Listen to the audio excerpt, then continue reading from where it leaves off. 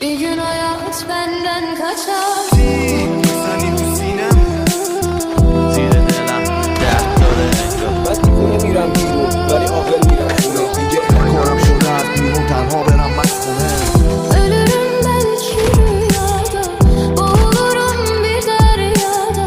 Ben çok yandım bu dünyada. Çıkar canım,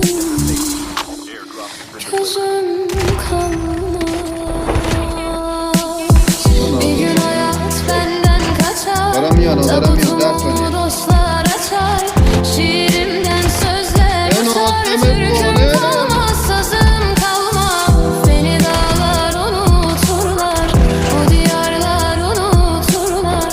Biraz ağlar unuturlar. Türküm kalmaz, sazım kalmaz. خسته شدم از این لگن که هر رو تو سبت آینشو میشکنم میخوام اون روزو که مهم نیست رقم بنویسم شد رو دلگیر رقم میخوام اون روزو ببینم بشش که نگی سرنوشت بگی با دست نوشت بگی آخر گرفت اینم اون که نگاه میکرد تو عکس بهش من دیوونه میرم بیرون ولی عاقل میرم خونه دیگه هیچی نمیتونه منو غافل گیرم کنه حتی اون که با شخصیت یه صدای سلامت میگه دارم میرم فلانجا ولی کرایه ندارم میگه کمک کنم که از بقیه خواهش نکنه فردا میبینی همونجاست یارو کارش همونه اینه که شک از تو خیابون و کوچه میاد و مغز تبدیل میشه به هوش سیاه